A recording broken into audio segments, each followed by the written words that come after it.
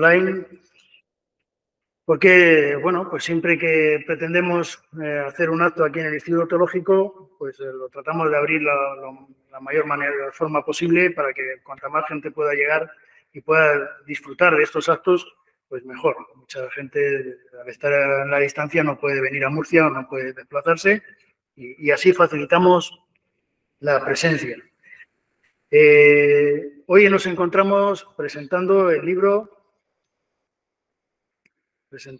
libro, vamos a ver un momento, otra cosa del directo,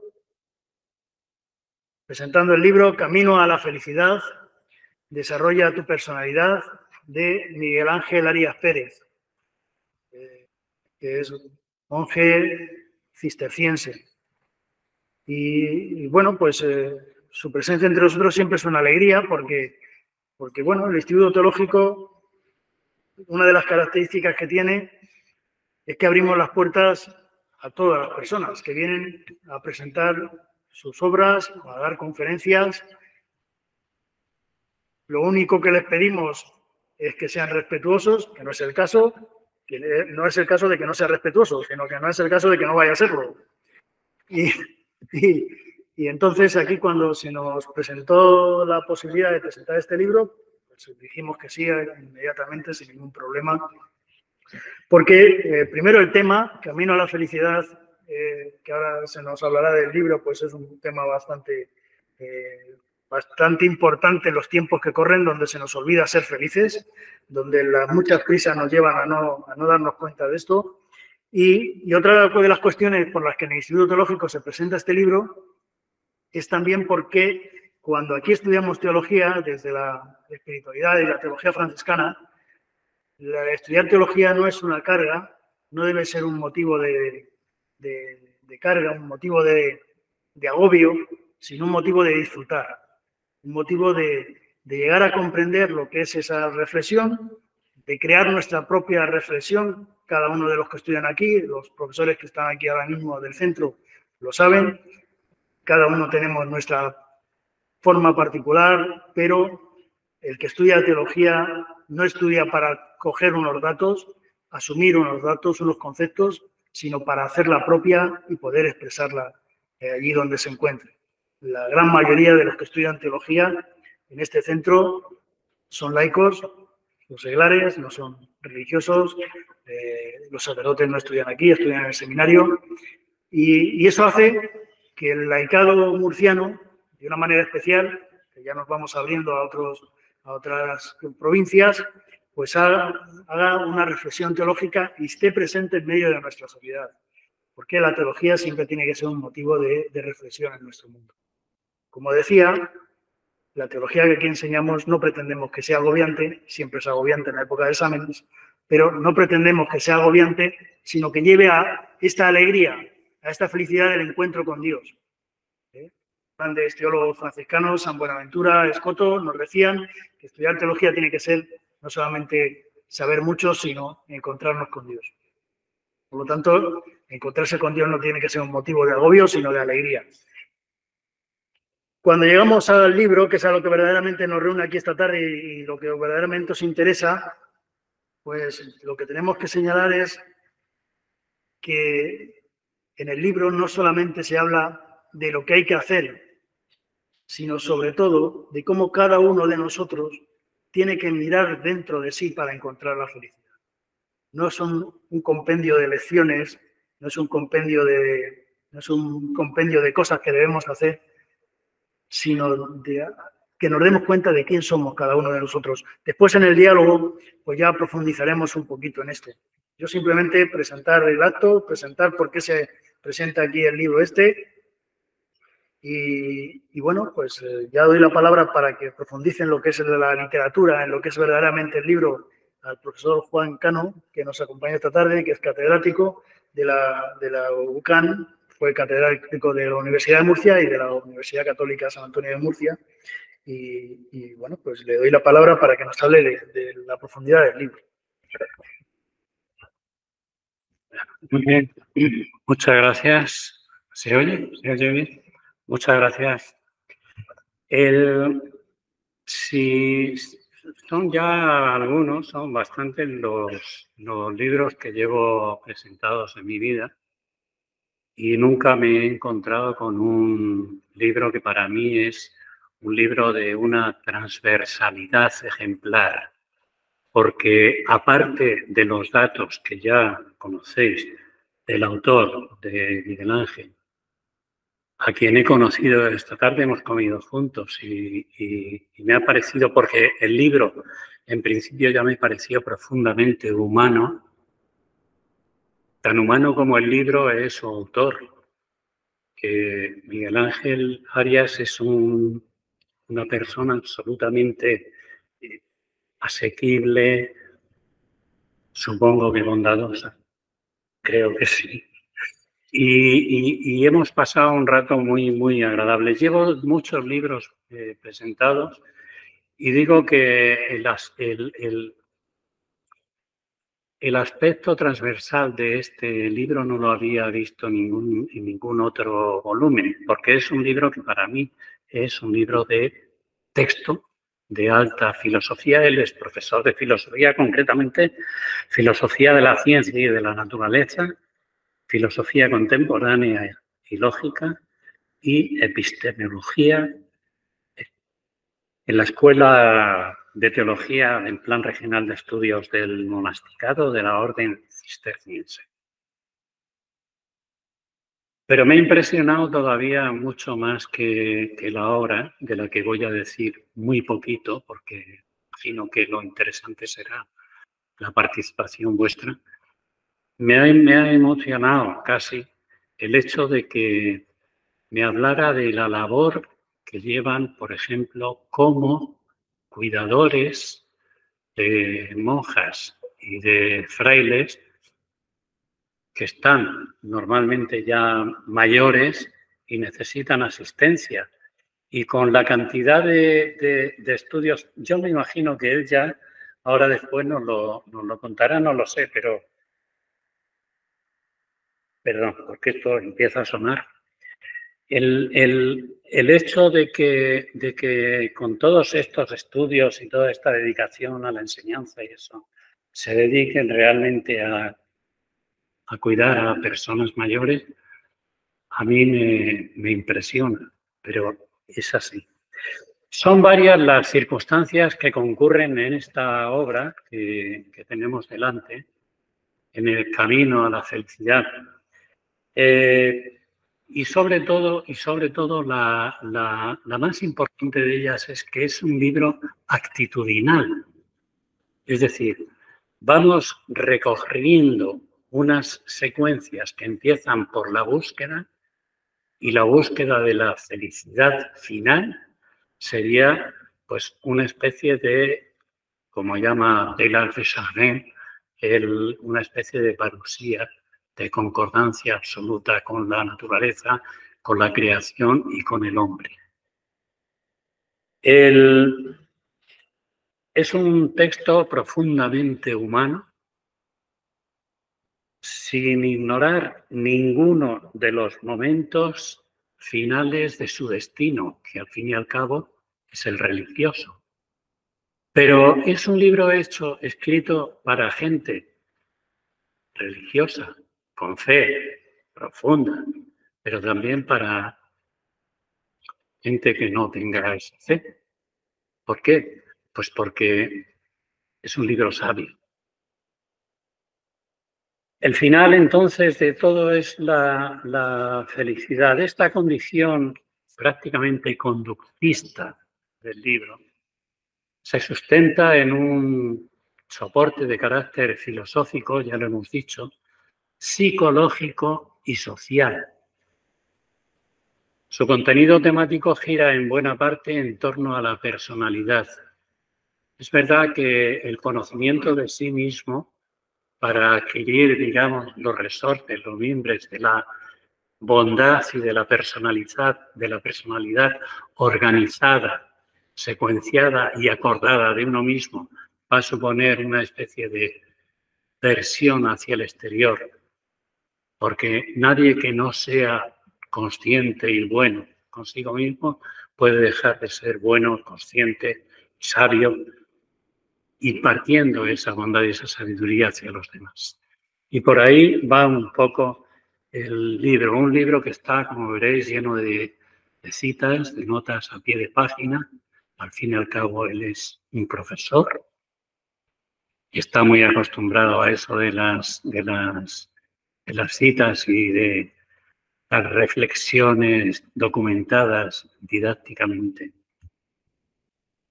El principio del libro se configura como una catáfora con un ya voy a explicar ahora después, inevitable, con una abundancia de contenidos futuros.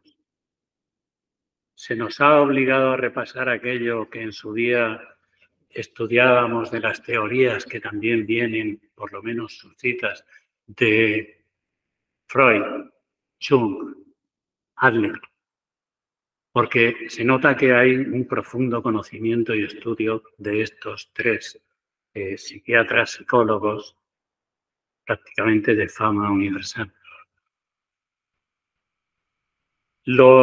Dice que dentro de los materiales, voy a ir muy rápido porque no quiero aburriros, pero dentro de los materiales básicos hay uno que es desarrolla tu personalidad. Y comienza el capítulo con una cita que a mí me ha impresionado. Se lo he dicho antes a Miguel Ángel. Le he dicho una cita de Mateo Andrés que parece ser como una especie de guía intelectual y moral, didáctica y profesoral del propio autor. Dice, la felicidad tiene innumerables contenidos o componentes y es casi imposible que todos juntos se den en un paso concreto. Lo normal es que siempre falle algo. Me parece una descripción fenomenal, magnífica. Y es verdad. Continúa la cita afirmando que porque falta uno, no tenemos por qué echar en el olvido los restantes. Es decir, no son excluyentes. No voy a adelantar ninguno de los componentes que desarrollan estos autores, los dos. Sería excesivo. Pero yo he leído el libro con una dedicación incansable y además muy atentamente. Y he de decir que de su descubrimiento y presentación me parecen una aportación genial. Leed el libro. Saboread sus palabras como si fueran caramelos de fresa. Paz. Consumiendo poco a poco. Seguid leyendo y descubriréis aspectos muy sorprendentes. De momento nos descubre a nosotros mismos para así poder comportarnos con actitud. Y como yo no quiero caer en el blablaísmo, hablaré de un término al que le da mucha importancia a Miguel Ángel Arias, que es la búsqueda. Y para mí la búsqueda conlleva siempre un poco de dolor, porque buscar es vivir un poco la ansiedad de lo no vivido, pero lo de la esperanza por vivir. Dice Albert Camus, los hombres mueren y no son felices. Y a esa especie de no felicidad le llama absurdo. Y ese absurdo también es doloroso. Y dice un admiradísimo poeta, y no es verdad, yo te conozco. Tú eres nostalgia de la buena vida y soledad de corazón sombrío, de barco sin naufragio y sin estrella, como perro olvidado que no tiene huella ni olfato y yerra por los caminos sin camino, como el niño en la noche de una fiesta se pierde en el gentío. Y el aire polvoriento y las candelas chispeantes, atónito y asombra.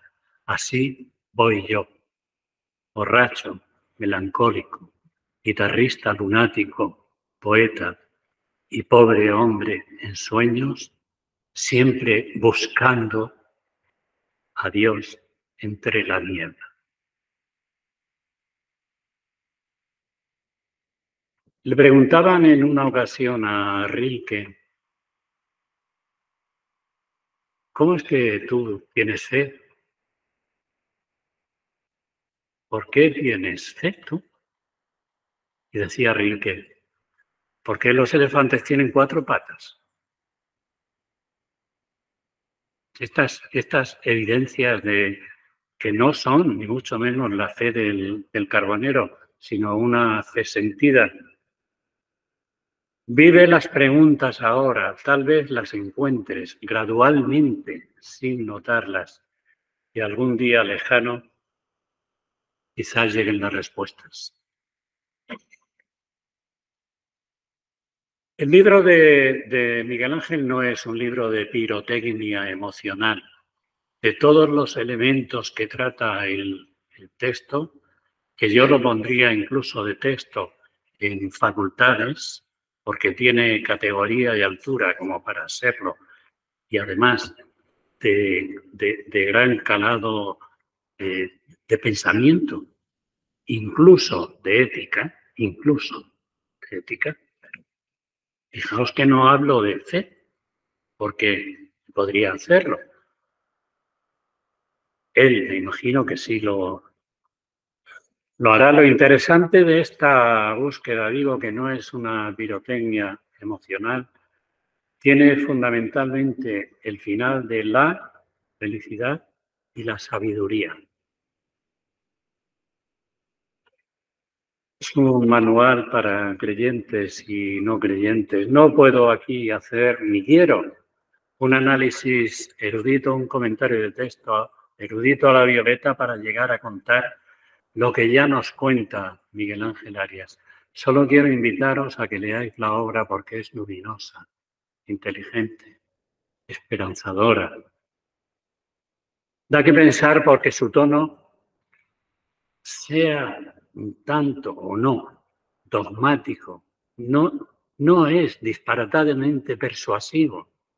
Las deja caer con muchísima suavidad, como una especie de mansedumbre fluyente, muy limpio, como un río de corriente muy limpia, con muchísima mansedumbre y con muchísima serenidad.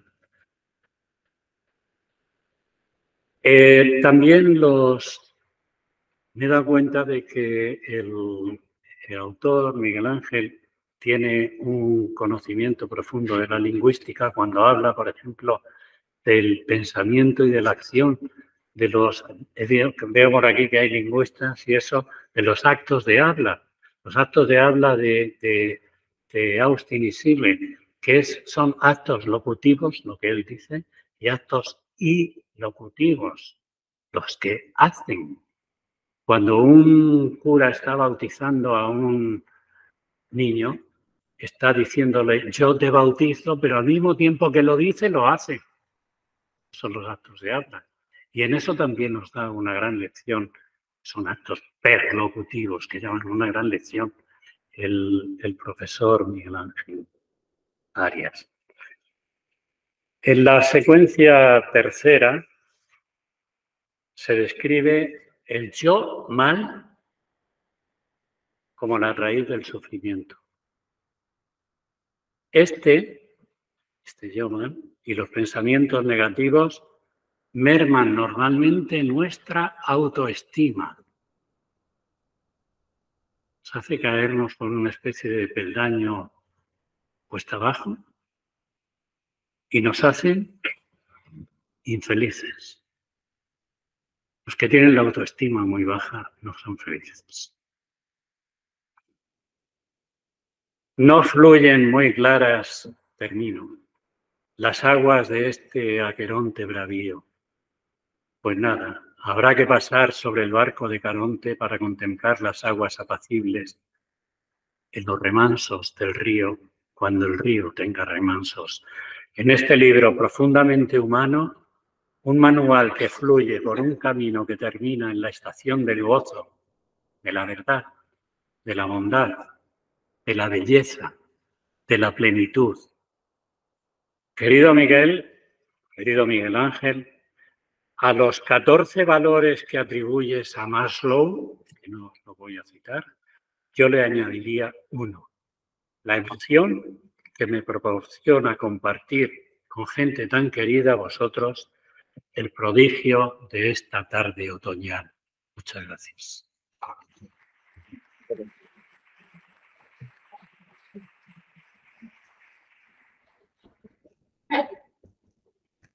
Muchas gracias, Miguel Ángel. Muchas gracias, Juan. El primer contacto que tenemos con el libro es la portada, que por el colorido suele llamar la atención. Esta portada es una obra de arte, es una pintura de 50 por 40 centímetros, no es muy grande. Cuando hablé también se llama Miguel Ángel Salgado, el autor, cuando hablé con él sobre la portada del libro, le comenté que me gustaría un bosque con vida y diversidad de especies, animales, de tierra, aire, insectos, vegetales, árboles, hierbas, arbustos, ramas secas, ramas que están naciendo. Así nació en el año 2021 una pintura que se llama Camino en el Bosque. Esta pintura es como una ventana. Abres una ventana y te topas con ello. Quiero abrir una ventana a nuestra persona, que está compuesta con muchos elementos. Ese bosque está atravesado por un camino a recorrer. Y ese es el reto que planteo en este libro. De ahí el título. Cuando me pensé, ¿qué título? Camino a la felicidad. Subtítulo: desarrolla tu personalidad. Yo presento un camino, no es el único. Yo presento un camino que veo que es posible. Cito la página 27 del libro. Para el hombre y la mujer de nuestro tiempo es un auténtico desafío edificarnos, trabajarnos, aprender a amarnos. El texto originario del libro fue el trabajo de investigación de grado que realicé sobre los escritos del padre Mateo Andrés Martín, sacerdote jesuita español, nacido en Palencia, que fue mi profesor durante 3 años en la Facultad de Filosofía.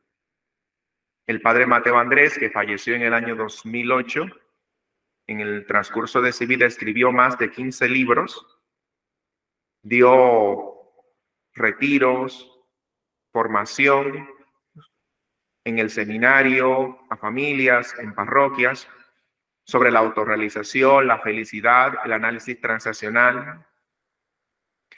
Los libros que él escribió los utilizaba en sus clases y en los talleres, allí en la República Dominicana, de donde yo procedo. Este libro también es una actualización ampliada con investigaciones a partir de la psicología positiva y de las terapias de tercera generación, también conocidas como terapias de aceptación y compromiso. Ahora más que nunca es necesario para el hombre y la mujer de hoy no dejarse atrapar por la dispersión y concentrar nuestras energías en la tarea más importante de toda persona.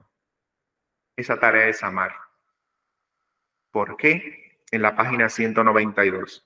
Porque el amor configura nuestra existencia, le da forma a nuestra existencia, haciendo que la vida sea deseable en sí misma. Es decir, el amor nos hace felices. En la primera contraportada del libro encontraréis un código QR. Lo menciono porque algunas personas, si leéis el código QR, ese código QR os remitirá a un vídeo que tiene 2 objetivos. Un objetivo, presentar quién es el autor, un gran desconocido. Me conocen mis amigos y mis hermanos y hermanas de comunidad. Y también presentar la obra. Cuando deseamos llegar a un lugar, ahora en este siglo XXI, ya sea caminando o en coche, hoy yo lo experimenté, primera vez que estoy aquí en Murcia, recurrimos, si tenemos la facilidad, a Google Maps y buscamos la ubicación y ya Google Maps nos indica más o menos, toma esta calle, toma aquella calle y llegas al lugar. Antes no nos sucedía así. Antes nos indicaban, mira, si tú vas a la calle tal, incluso podía ser que no llegáramos con las indicaciones que nos dieron. ¿Por qué menciono esto? Porque quiero daros unas 4 claves de lectura del libro. Porque como bien mencionó don Juan Cano, el libro no es de fácil lectura. Esta es la peor promoción para que el libro se venda. Pero lo informo, ¿por qué? Porque quiero daros estas pistas que pueden ayudar no solo a la lectura de este libro, a la lectura de cualquier libro. Una primera pista, la lectura vertical. El padre Mateo Andrés, en sus clases, le gustaba enseñar qué es la lectura vertical. Y esa era la primera clase que él daba de cada año. La lectura horizontal la conocemos todos. Por eso estamos aquí. Porque conocemos la lectura horizontal. La P con la PA. La lectura vertical. Pongamos un ejemplo. En la página 85 del libro dice una línea. Nuestra psique tiene 2 partes fundamentales. El ser y la conciencia de sí mismo o autoconciencia. He leído ese párrafo, cierro el libro y me pregunto, autoconciencia. ¿No será la autoconciencia aquello que yo pienso sobre mí mismo? Porque lo he comprendido, ya sí puedo seguir adelante en la lectura. Porque en algunas ocasiones no comprendemos o no avanzamos en la lectura porque estamos pasando párrafos sin entender lo que el texto nos está regalando en ese momento. Por eso la lectura vertical es una clave de ayuda a la lectura del libro. Ir haciendo, digamos, esas paradas, deteniéndose, o sea, porque este libro no es una novela, Es un libro de trabajo personal conmigo mismo. Segunda clave de ayuda, las cápsulas de reflexión. Después de cada unidad de contenido, encontraréis que hay una cápsula que invita a detenernos para reflexionar sobre el capítulo anterior. Se recomiendan unas preguntas, como vimos en la lectura vertical, pero cada lector puede añadir sus preguntas. Por ejemplo, en la página 120 dice en la cápsula, autoamor es cortar la excesiva intracrítica. Criticarnos de manera excesiva anula la apreciación personal. Entonces, aparecen unas cápsulas y dice, ¿qué llama mi atención? Vamos a poner un ejemplo. No sé nadar. Y cada vez que me encuentro en una situación, que estoy en la playa o en la piscina, me encuentro que no sé nadar y lo voy a pasar mal y entonces esa crítica, ese comentario interno, esa intracrítica anula la apreciación de la persona. ¿Por qué? En la neurociencia lo tienen bastante claro que el cerebro humano responde a la voz personal. Y como mencionaba muy bien don Juan Cano, nosotros estamos dándole órdenes a nuestro cerebro en ese momento. ¿Y qué le estamos diciendo a nuestro cerebro? Autoanulación. Yo no puedo nadar, no puedo hacerlo esto. Si lo hacemos al contrario, la situación sigue siendo la misma. No sé nadar, pero me doy un chapuzón, aunque sea donde no el agua esté un poco baja y me la paso bastante bien y me refresco. Ahí va la apreciación personal. Es el objetivo de la cápsula de reflexión, de irse deteniendo. Los esquemas. Mientras avanzamos en la lectura, vamos a encontrar esquemas que tienen la intención de ayudar a entender gráficamente lo que se ha leído. Por ejemplo, en la página 166 hay un esquema sobre la autoaceptación que está formado por círculos. Son 6 círculos que están entrelazados entre ellos. ¿Qué quiere dar eso a entender? Que cada aspecto de la aceptación influye en los demás. Es decir, cuando estéis leyendo vais a encontrar gráficos. Seguid la forma del gráfico. Cuando hablamos de que este fenómeno puede afectar a este y provocar este, es porque vamos a entrar en un círculo. Si decimos romper ese círculo, podemos cambiarlo. Estamos ahora mismo en la época, digamos, del gráfico, en la época de la imagen. Y por eso en el libro se propone también los gráficos como medio de ayudar a la lectura. Y otra clave es por capítulos. El libro tiene 3 capítulos. Podría leerse como si fuesen 3 libros.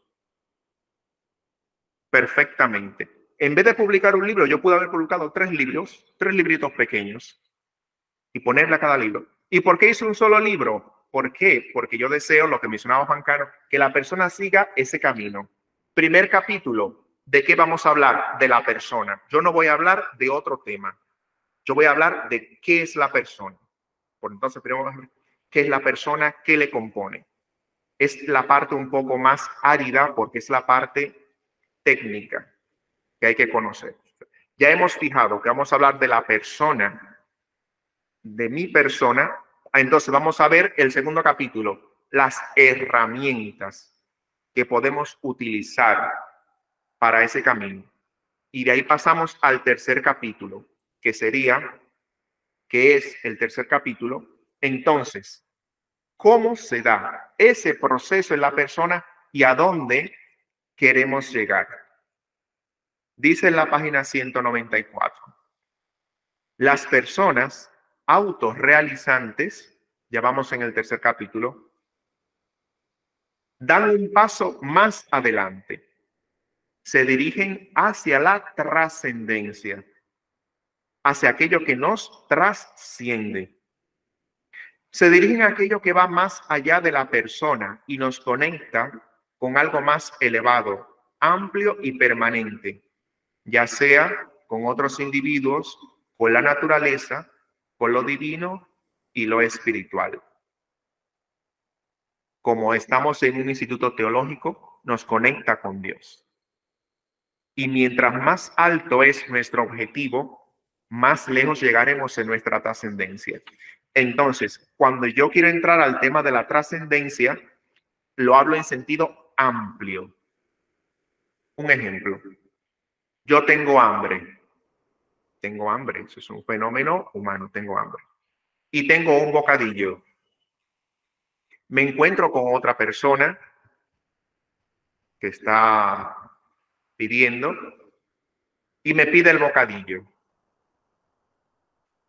Yo a esa persona le doy el bocadillo. Ese es un acto de trascendencia.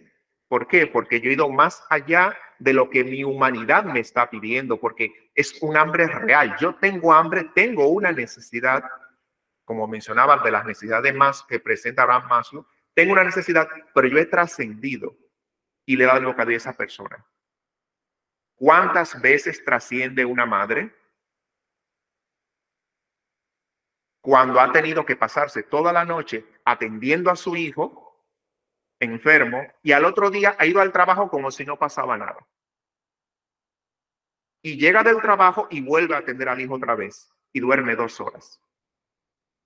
Ha trascendido, ha ido más allá de lo que humanamente puede.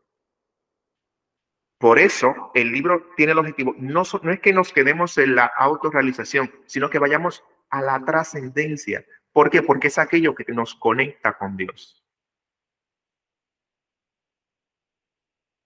Este proceso sencillo y aplicable a toda situación personal, puedo pasarlo y ponerlo en ejemplo en momentos del día a día. Otro ejemplo, llegué tarde al trabajo por los atascos que encontré al salir de casa. Mi deseo era llegar temprano. Tengo mucho trabajo que hacer hoy. Lo intenté, pero no lo conseguí. Hice lo posible para llegar temprano. Tomé la ruta más corta. Esta situación no me dejó buen cuerpo, no me siento bien. Entonces, primero, me acerco a mi realidad externa, lo que me rodea. No pude llegar, hay situaciones. Mi realidad interna, mis sentimientos y emociones.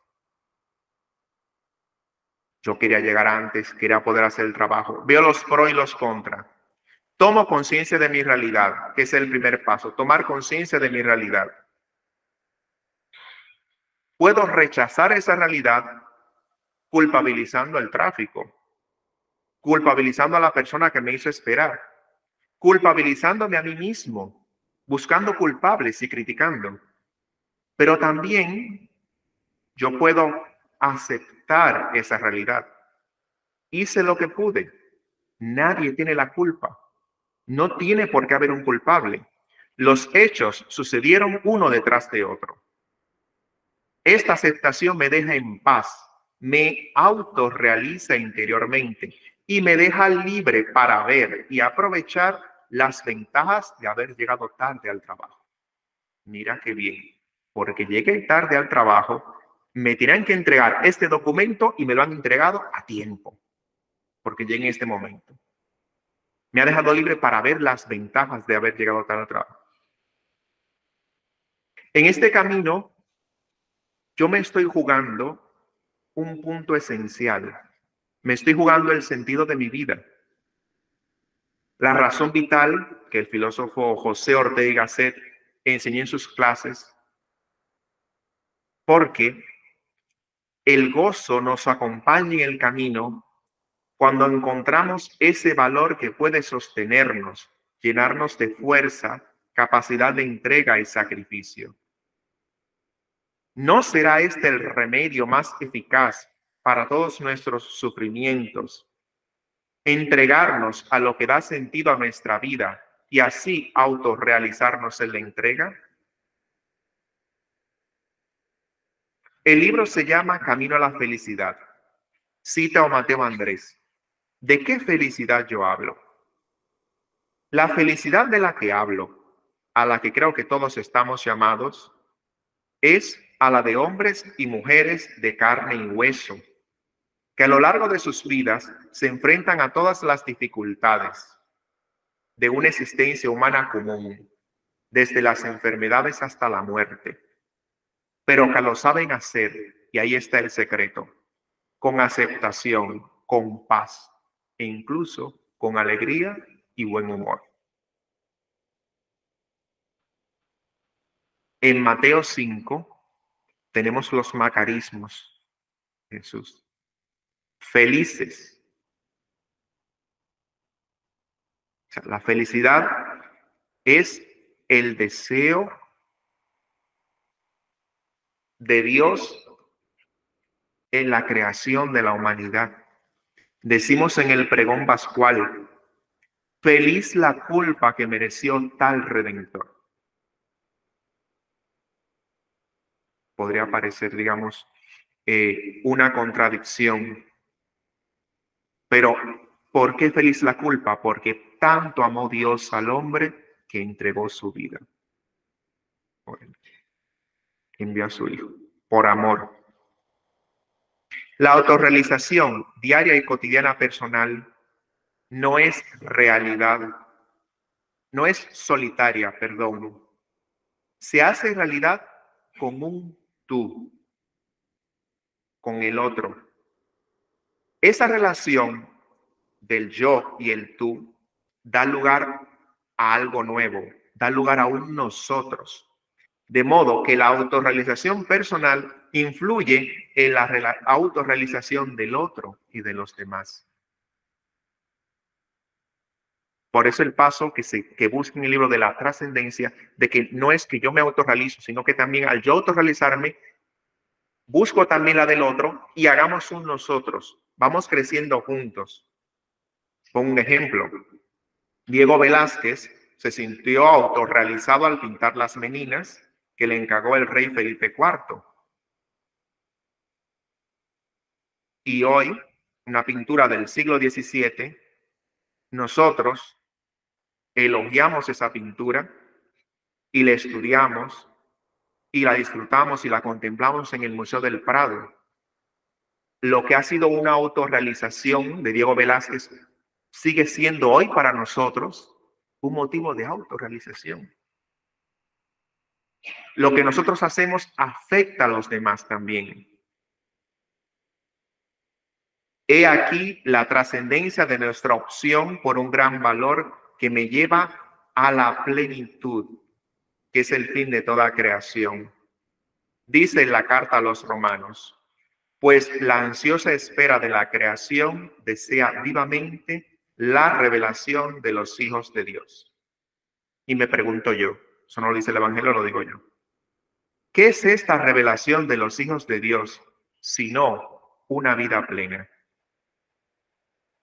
Aplicaciones del libro.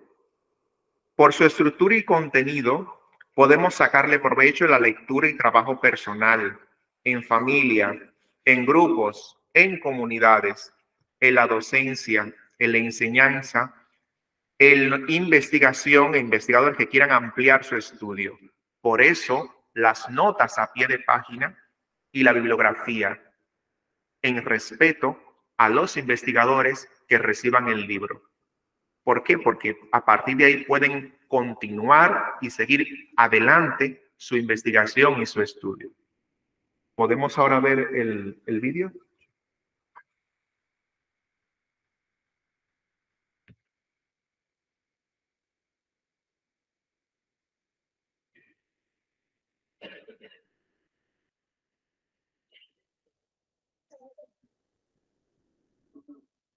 Quiero ayudar al hombre y a la mujer concretos en la búsqueda de su felicidad, que ya está como una semilla dentro de nosotros, esperando que la hagamos germinar. Este escrito desea ser una aportación real a muchas personas que desean salir del sufrimiento y comenzar el verdadero camino de su desarrollo personal. Por cada lugar en el mundo que haya oscuridad, tú puedes ser la antorcha que brilla. Por millones de vidas no vividas y sumergidas en lo superficial, tú te entregas al trabajo más importante del rol de existencia. Encontrar y vivir una vida de significado y de autorrealización. Comenzamos este viaje. Muchas gracias a todos vosotros. Hay muchos motivos para dar gracias en esta tarde. Doy gracias por esta oportunidad y agradezco la invitación para presentar este libro a Francisco, a Javier Fernández, a Paco y a su amplia familia que me han acogido con mucho cariño. Al Instituto Teológico de Murcia de los Franciscanos por la disponibilidad y acogida para esta presentación, especialmente al director del instituto, el padre Miguel Ángel Arraez, quien desde el principio colaboró con la realización de este encuentro y esta noche está aquí con nosotros, y a don Juan Cano, que con su sabiduría nos acerca a la fuente de la sabiduría en mayúsculas, que nos ha convocado en esta tarde de otoño. Ahora tenemos un momento de coloquio por si hay alguna pregunta o inquietud.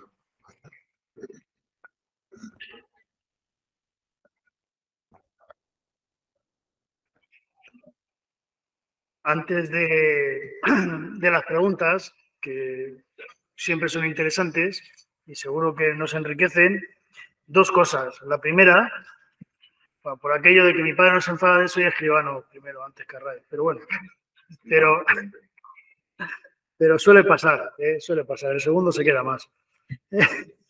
Pero lo primero que tengo que decir, que es lo importante, escuchando a Miguel Ángel, no somos capaces de vender lo nuestro de ninguna manera. Siempre decimos que los católicos tenemos los cristianos tenemos el mejor producto y no sabemos venderlo. Y Miguel Ángel nos ha presentado un libro que a lo mejor, con tanto decir que no es una novela, que esto hay que leerlo con detenimiento. Mirad, es un libro, lo digo porque empecéis a preguntar ahora, este libro hay que leer, pero hay que disfrutarlo por dos razones fundamentales. Primero, porque es un libro que nos invita a relacionarnos unos con otros. Es un libro relacional. Eso, los que estáis del Instituto Teológico aquí, pues sabéis que siempre lo digo porque Escoto lo decía, el hombre no es un ser solamente racional, sino sobre todo relacional. Entonces, eso es lo primero con lo que nos introduce en el libro. En segundo lugar, dentro del mundo tan egoísta en el que vivimos, en el que cada uno vive en su mundo encerrado, el libro nos invita a darnos cuenta de que vivimos en un mundo universal, donde hay sus cosas buenas y sus cosas regulares. Pero cada uno de nosotros, con lo que somos, construimos nuestra vida, nuestro ambiente vital a partir de lo que somos. Por eso es importante leer este libro. Pero es que además hay otra cosa que rompe con lo que siempre hemos entendido y que a los cristianos, que yo siempre digo que es una cuestión más protestante que católica, pero ahí lo hemos copiado al final. Se nos ha olvidado amarnos, y decimos, es que tenemos que amarnos a nosotros mismos. Y decimos, esto es orgullo. No, señor, eso es lo que tenemos que hacer, porque si no somos capaces de querernos a nosotros mismos, no vamos a querer al otro. Y eso aparece en el libro. A mí me ha encantado. A mí, yo lo digo porque me ha encantado eso. A partir de ahí, este libro tiene otra gran ventaja, que también es muy franciscana, y es el hecho de vivir el presente. No se trata ni de vivir las dificultades que nos vienen a nosotros, ni pensar lo que vamos a conseguir solucionándolo después, sino viviendo el presente. Eso es fundamental. Estamos hasta arriba de tareas. ¿Qué voy a hacer ahora? ¿Qué tengo que hacer mañana? ¿Qué tengo que hacer dentro de media hora? No, vive el presente, disfruta el presente. Si no encontramos el presente, no vamos a ser felices. Y eso es lo que tenemos que conseguir, ser felices. Y felices es viviendo el presente. Y luego otra cosa que tiene este libro que es encantador y que a mí me gusta, y es que en este mundo en el que vivimos, que hablar de Dios parece que somos retrógrados y cavernícolas, pues el libro tiene la grandeza que tú lo lees y te está hablando de Dios, de la relación con Dios, de la felicidad en el encuentro con Dios, que viene a partir de amarnos a nosotros, de amar al otro, y llegamos a Dios, porque está ahí en esa relación, pero no lo dice. Y entonces, de una manera, siendo astutos como serpientes y mansos como palomas, te habla de Dios sin enterarte. Eso es un encanto. Es un encanto.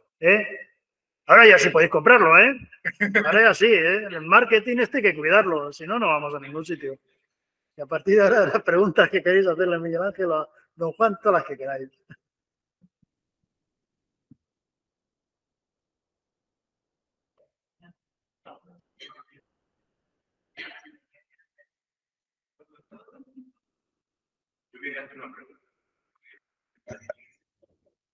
Para las preguntas, yo las voy traduciendo porque los que están en la sala no los van a escuchar. Entonces, ser concreto para que podamos...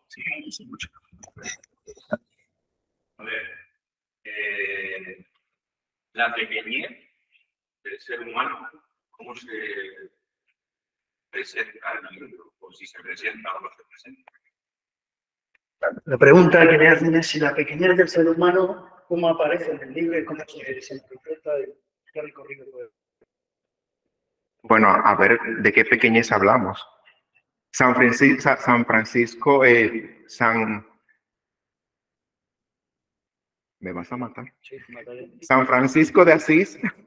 San Francisco de Asís se consideraba como el menor, el más pequeño, y por eso elige el Tao. Claro. Si no seréis como niños, entréis al reino de los cielos. ¿Por qué? Porque si sois pequeños aquí en la tierra, Los pequeños aquí son los grandes en el cielo. No es la pequeñez del que se minusvalora, no. Es la pequeñez de la verdad, como dice Santa Teresa.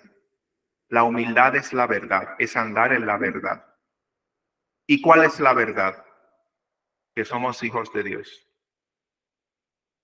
Y si somos hijos de un rey, ¿qué somos? Esa es la verdad. Entonces, no es minusvalorar, es caminar en la verdad. Entonces, ¿qué habría que empequeñecer en este caso? Y como se presenta en el libro, digamos, cuando hay una valoración por encima de la valoración de la persona. Por eso menciona Juan Cano de una sutilidad que recorre el libro, porque no lo menciona en ningún momento, pero sí hace mucho hincapié en la aceptación de la realidad personal. Es decir, ¿cuál es tu realidad personal? ¿Cuál es mi realidad personal? Ni más para arriba ni más para abajo. Aquí, esta es mi realidad personal. Gracias, Paco.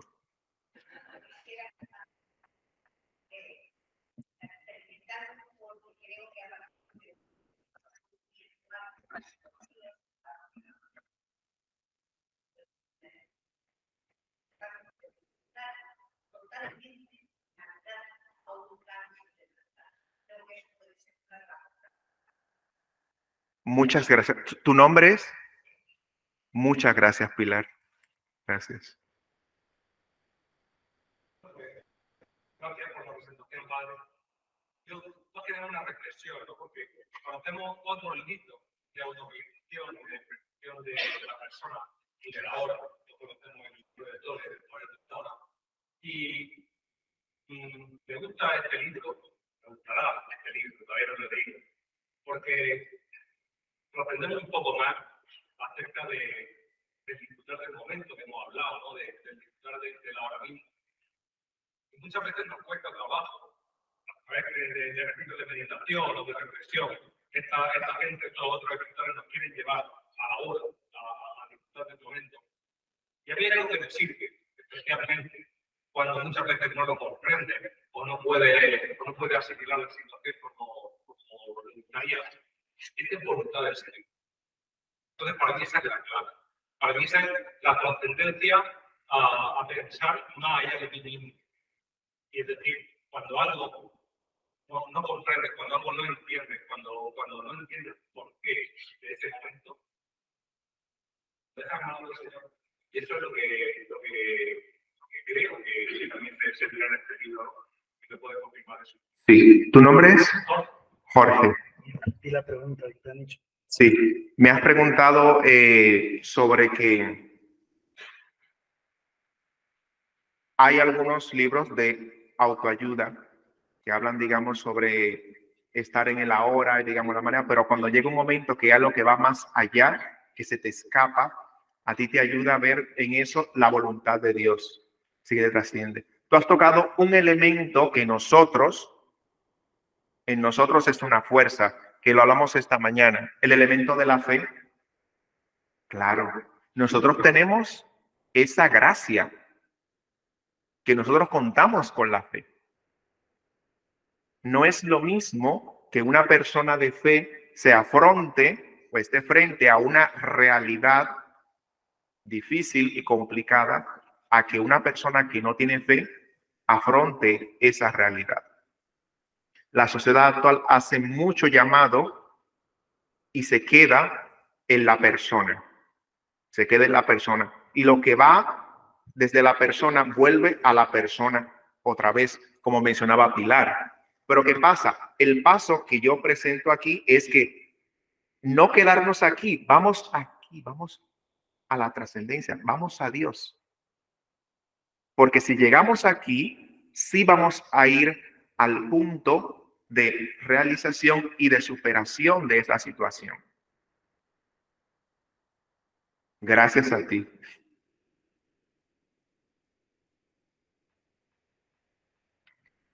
me has recordado un trozo de un poema de Antonio Machado que me encanta, que forma parte de sus Soledades, Galerías y otros poemas del recuerdo infantil. Dice Antonio Machado: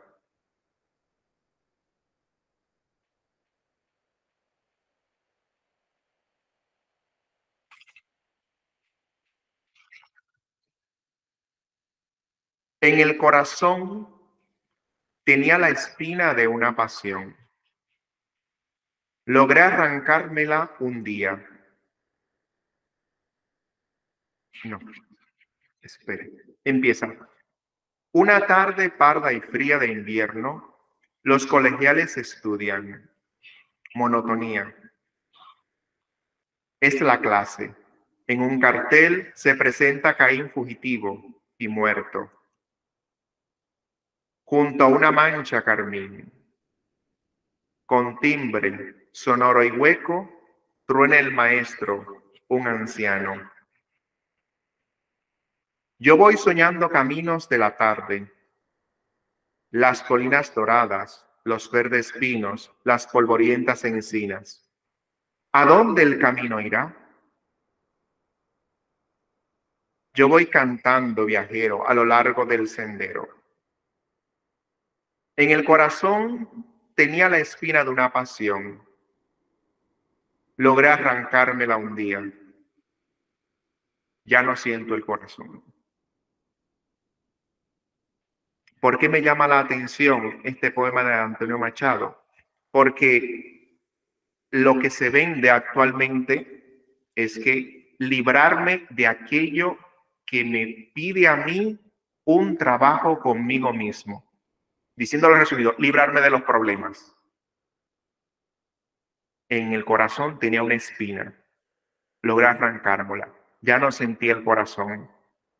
Sigue más adelante en el poema Antonio Machado y dice: aguda espina dorada, ¿quién te pudiera sentir en el corazón clavada? Es decir, aquello que nos dificulta la vida, ojo, puede ser aquello que le da sentido a tu vida y que le da razón de existir. Esa espina clavada en el corazón.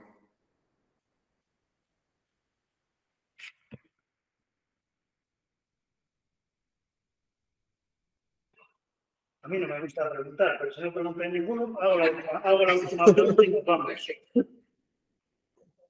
¿Cómo afrontamos la realidad? No, es que igual. La realidad en el mundo en el que vivimos es una pregunta que me la hace mucha gente y bueno, ya que has escrito el libro, a ver si hay alguna respuesta. La realidad en el mundo en el que vivimos es un poquito compleja y en nuestro ambiente cada vez más. Ya no en cuestiones políticas, sino en la cuestión social, de relación, del mundo laboral, de la inflación, todos estos problemas que y la gente los vive cada día, no con las grandes palabras, sino con las cosas sencillas. ¿Se puede salir feliz de toda esta situación? ¿Se puede salir feliz de esta situación? Bien, yo te diría que, matizando la última frase que mencionaste, ¿se puede ser feliz en esta situación? Hay un punto que yo menciono en el libro sobre el mundo personal. Nadie vive en el mundo. En el mundo viven las cosas, las plantas, los animales. Cada quien vive en su mundo. Entonces, ahí está lo que es cómo te posicionas tú en ese mundo. En el capítulo 2 hay un punto que se llama las posturas vitales. Entonces, ¿cómo te posicionas tú ante esas situaciones? Hay 4 posturas vitales, como eso es del análisis transaccional. Yo bien, tú bien. Yo bien, tú mal. Yo mal, tú mal. Y yo mal, tú mal. La postura ideal es la postura yo bien, tú bien. O sea, yo estoy bien, tú estás bien. ¿Por qué? Porque hay una sanidad, digamos. Yo te veo a ti bien, yo veo la situación, digamos, que como debe ser, y yo me veo a mí mismo bien. La postura yo mal, tú bien, es la postura donde yo tengo una comprensión, digamos, negativa ante esa realidad. Negativa, y tú bien es que yo te veo como que tú eres el más, o aquello es lo mejor. La otra postura, yo bien, tú mal, que es la postura, digamos, de aquel, digamos, que se cree más, de la soberbia. Entonces, ¿qué provoca eso? Que la persona va a minusvalorar al otro. Y ahí podríamos entrar los fenómenos sociales, digamos, de el querer, digamos, tener poder sobre el otro, de querer dominar al otro, de querer, digamos, estar por encima del otro. Ya es el conflicto.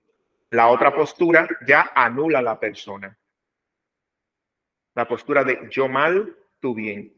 La postura yo mal, tú mal ya es una postura que necesita ayuda clínica, porque es una postura que puede llevar a patologías muy serias en el individuo, porque todo lo ven muy mal. Lo ven muy mal. Entonces, en cuanto a lo que tú preguntas, en línea esa sociedad, entonces ahí va. ¿Cómo debo yo posicionarme? O como plantea, análisis de mi realidad. ¿Cómo me estoy posicionando yo en esta situación? Vamos a una relación, digamos, con mi jefe del trabajo. Yo veo a mi jefe como un tú bien y yo me veo como un yo mal, como que yo todo lo hago mal. Puede ser el jefe, puede ser mi esposo, mi esposa, mis hijos, mis compañeros de trabajo. ¿Cómo me estoy posicionando en esa situación? Y si haciendo ese análisis yo veo, vale, él tiene la razón, claro, vive en su mundo, yo estoy en su mundo, entonces yo estoy bien, tú estás bien. Es acoger al otro. Acoger y aceptar no es igual. Siempre podemos acoger. Siempre. Aunque no aceptemos, pero podemos acoger. Gracias. Sí, ahí hay una cuestión que yo me he planteado, porque este libro yo lo he leído hace tiempo ya, con Paco, sí. Paco me lo leído. Y entonces lo he leído tomando notas, o sea, sacando unos pequeños esquemas, y he llegado a la conclusión de que incluso sin tener como referencia algo que pueda sobrepasar la propia felicidad, aunque la felicidad sea ya sinónimo de la plenitud, que en los casos de la gente que tiene fe va a ser Dios, y en la gente que no tiene fe va a ser justamente la plenitud, la fortaleza, la propia personalidad. Hay una cuestión que se me ha planteado y lo voy a decir de una forma más o menos lírica, porque no dejo de ser profesor de literatura. Cuando se mueve una flor, se estremece una estrella. Al final, hay algo. Aunque en el libro se quede simplemente, como os decía, en una especie de superficie acuática y llena de mansedumbre. Hay más. Sí.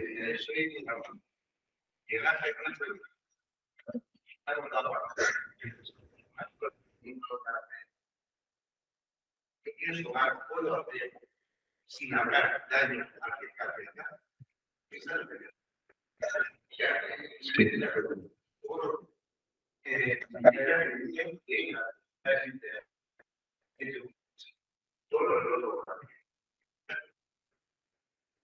y otra, que la felicidad es el camino, no la meta de ti, como el programa.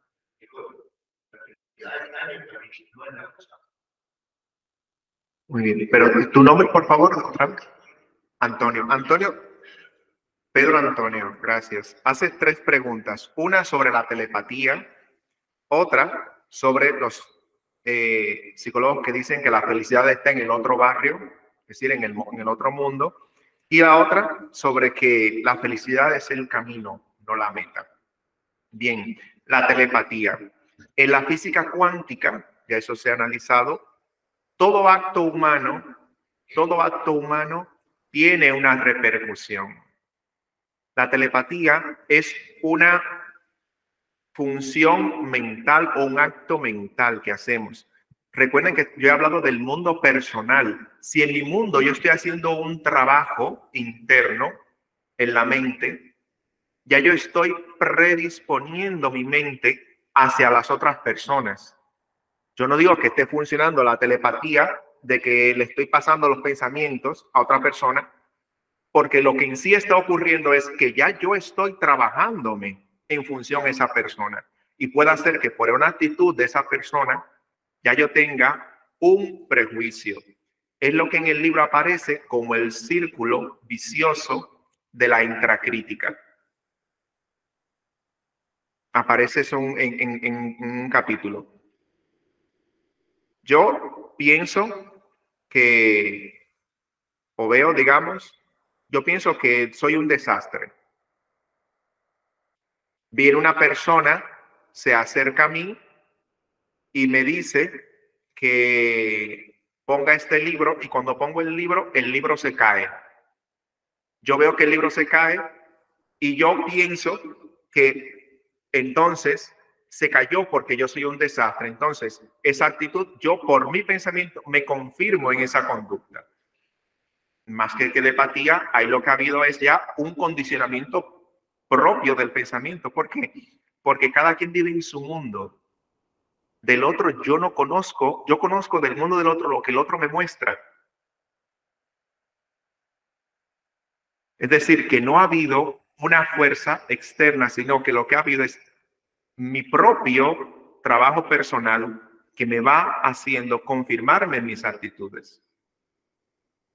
Lo segundo que me preguntas, lo del otro barrio. A Jesús, bueno, una de las parábolas que cuenta es la parábola del rico Epulón. Y entonces cuando está él en el leproso en el seno de Abraham y está el rico Epulón en el purgatorio, que le dice a Jesús, oye, mira, manda a uno de tus ángeles a que le avise a mi familia para que no vengan por aquí. Que le dice, ya tú has tenido los demás han tenido su oportunidad. No ha vuelto nadie para saber. El reino de los cielos está entre vosotros.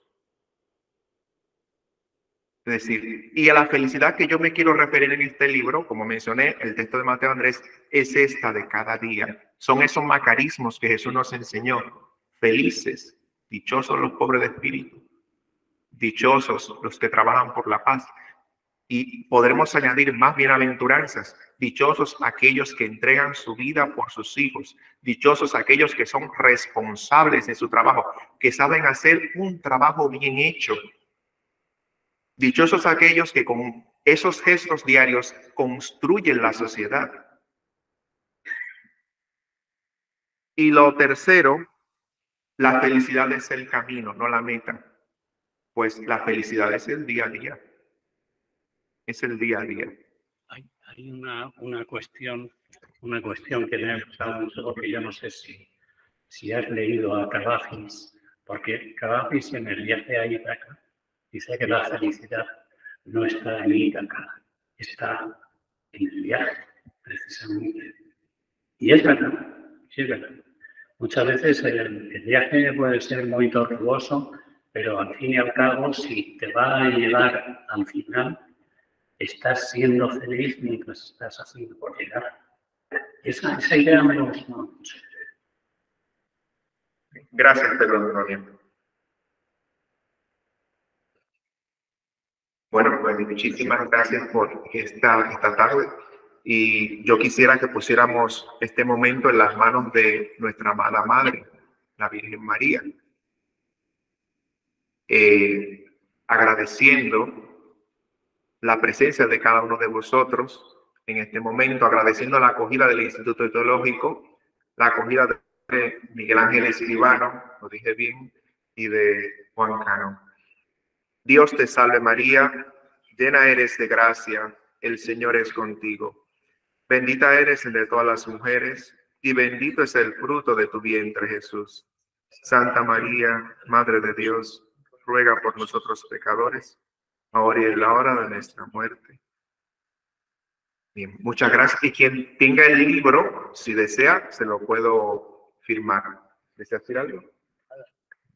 Para todos.